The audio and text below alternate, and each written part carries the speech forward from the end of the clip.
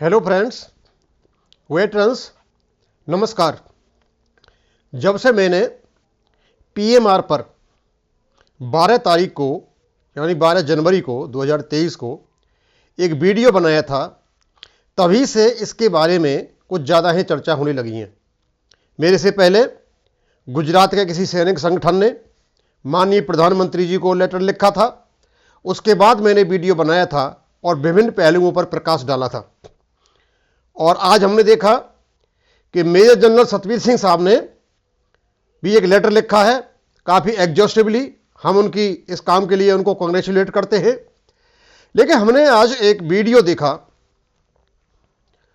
उसमें माननीय प्रधानमंत्री जी फरीदाबाद मेट्रो स्टेशन का उद्घाटन करते समय 6/9/2015 को कुछ कह रहे हैं।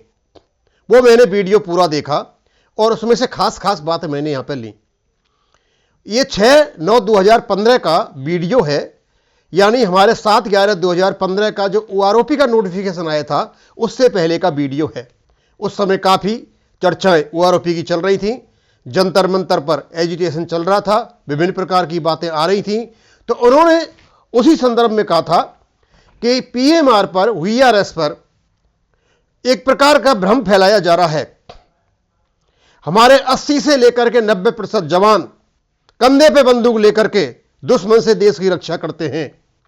उन्होंने कहा था कि OROP सभी को मिलेगी। ये मेरे वर्ड नहीं है, उनकी हाइलाइट्स हैं।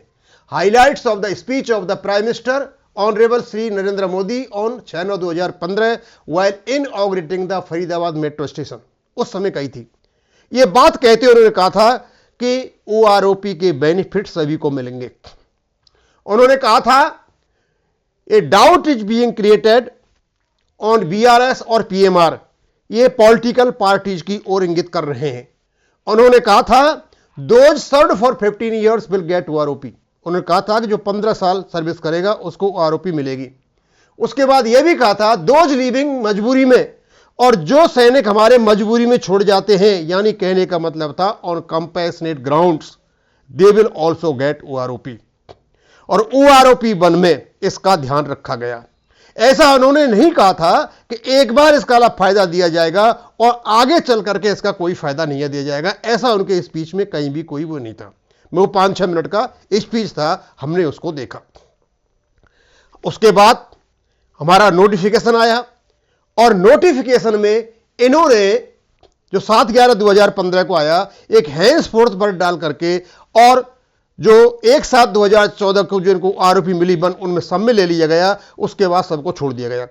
अब ये डेट पर भी डिस्प्यूट हो गया कि ये डेट 7/11/2015 होगी या 1/7/2014 होगी। इसका भी letter major general Satvir Singh साहब ने लिखा है कि इसकी डेट, नोटिफिकेशन की डेट होनी चाहिए। हमने भी अपने वीडियो में कहा था, क्योंकि इसको नोटिफिकेशन जिस डेट से आया है उसी डेट से इसकी डेट होनी चाहिए।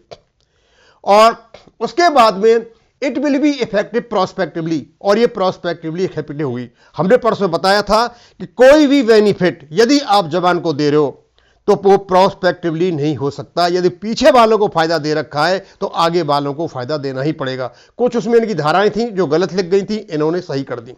अभी जो नोटिफिकेशन आया, इन्होंने 1/7/2014 पहले वाले में दिया था, इस बार 1/7/2014 को भी जो आया उसको भी निकाल दिया। अब सवाल यह होता है कि जो PMR है, जो माननीय प्रधानमंत्री जी ने कहा था, उसका ख्याल इस नोटिफिकेशन में क्यों नहीं रखा गया? आखिरकार ऐसी क्या मजबूरी थी कि इस PMR को इसमें डाल दिया गया? और यह PMR का केस नहीं है। आप यदि नोटिफिकेशन को डीपली स्टडी करोगे तो आपको पता चलेगा कि बहुत ही सातराने तरीके से यह नोटिफिकेशन बनाया गया है, जिससे आने वाले समय में मैक्सिमम PBR को इससे निकाल दिया जाए। मैं बताता हूं कैसे। इन्होंने कहा कि 2013 की जो फिगर है पीछे वालों को दे दी जाएंगी, रिटायरीज की।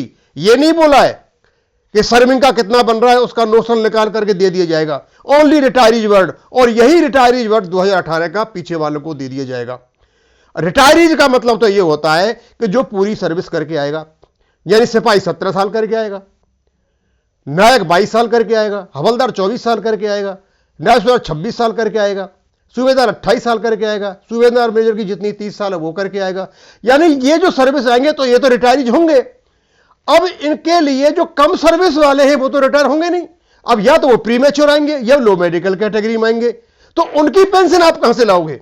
यानी कहने का मतलब यह है कि यदि आप इस नोटिफिकेशन को गहराई से पढ़ोगे तो आपको पता चलेगा कि नोटिफिकेशन में इंट्रिंसिक डिफेक्ट्स हैं, और उस समय तो किसी ने ध्यान दिया नहीं क्योंकि नई नई यूआरओपी थी, और जो हमारे जितने भी सैनिक यहां से गए थे, जो एग्री हुए थे, उनके साथ वार्ताएं हुई थी, उन्होंने इस चीज पर ध्यान नहीं दिया कि इसके जाकर के आगे परेशानी होगी। अब ये जो परेशानी आई है सिर्फ और सिर्फ इस 7/11/2015 का जो नोटिफिकेशन है इसकी वजह से आई है। यदि इस चीज को पहले ही ले लिया गया होता, जब ये नोटिफिकेशन आया था, तो शायद ये समस्या उस समय सुलझ गई होती। अब इसको सुलझाने के 2-4 तरीके हैं। पहला तो है कि माननीय प्रधानमंत्री जी का ये स्पीच, इसको महत्व दिया जाना चाहिए, और 15 साल का जो भी व्यक्ति प्रीमेच्योर आया हुआ है या 15 साल का पेंशनेबल सर्विस करके आया है और कंपेंसेट ग्राउंड पर आया है, उसको भी ओआरओपी की फायदा दिए जाए, कि लो मेडिकल कैटेगरी वाले तो पीएमआर में आएंगे नहीं, वो तो फिजिकली इनफेक्टिवनेस की वजह से आए हुए हैं। और दूसरा, क्योंकि इसको प्रोस्पेक्टिवली लागू नहीं किया जा सकता, जो बेनिफिट आप पीछे वालों को दे रहे हो उसी सर्विस के लिए समानता के आधार पर ये आगे वालों को भी देना पड़ेगा।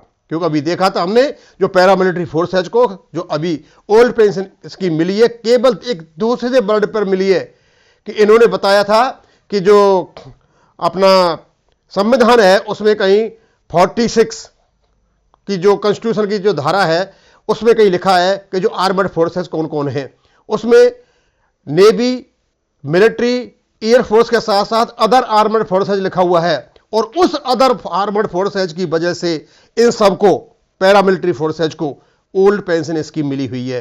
तो पीछे वालों को यदि आप बेनिफिट दे रहे हो तो उसी के बेस पे आगे वालों को आप नहीं निकाल सकते हो।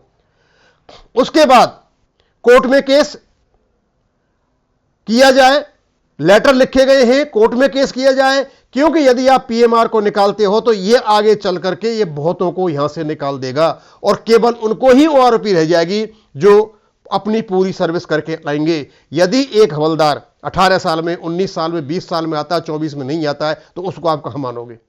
एक नायब सूबेदार 20 साल में आता है तो उसको कहां मानोगे? एक सिपाही 15 साल में आता है तो उसको आप कहां मानोगे? आते हैं, थोड़ी सर्विस करके आते हैं, कंपेंसेट ग्राउंड जाते हैं, लेकिन माननीय प्रधानमंत्री जी ने कहा था यदि कोई मजबूरी में आता है, क्योंकि कंपेंसेट ग्राउंड केवल एक मजबूरी का साधन होता है, कई प्रकार की समस्याएं होती हैं, सैनिक को आना पड़ता है, तो दोनों ही बातें माननीय प्रधानमंत्री जी ने फरीदाबाद मेट्रो स्टेशन का उद्घाटन करते वक्त कही थी कि जिनकी सर्विस 15 साल की है उनको भी मिलेगी, और जो मजबूरी में आए हुए हैं उनको भी मिलेगी, यानी उनकी ओआरओपी नहीं रोकी जाएगी। अब हमें पता नहीं कि ये नोटिफिकेशन में कैसे ये बातें आ गई माननीय प्रधानमंत्री जी के कहने के बावजूद भी, और हम धन्यवाद देते हैं उस जो टीवी चैनल वालों का कि उन्होंने उस पुरानी बाइट को, 6/9/2015 की बाइट को आज चलाया, और हमें पता चला कि माननीय प्रधानमंत्री जी ने इसके बारे में क्या कहा था।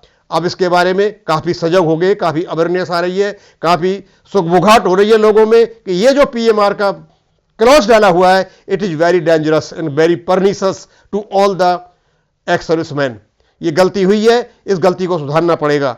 और रिटायरीज के साथ साथ ये भी लिखा जाए कि यदि मान लीजिए 15 साल का कोई सिपाही रिटायरी नहीं है, 18 साल का कोई हवलदार रिटायरी नहीं है, 20 साल का हवलदार रिटायरी नहीं है, 20 साल का नायब रिटायरी नहीं है, तो उनकी पेंशन कैसे निकालोगे? साथ के साथ उसमें नोशनल पेंशन का भी जिक्र किया जाए, क्योंकि नोशनल निकालनी पड़ेगी उनकी, उनका तो कोई रिटायरी होगा नहीं, फिर उनकी पेंशन आप कैसे निकालोगे? क्योंकि कल को यही प्रॉब्लम न हो और इनके लिए एक समस्या खड़ी हो जाए। बस मैं इसको यहीं खत्म करूंगा। थैंक यू, धन्यवाद।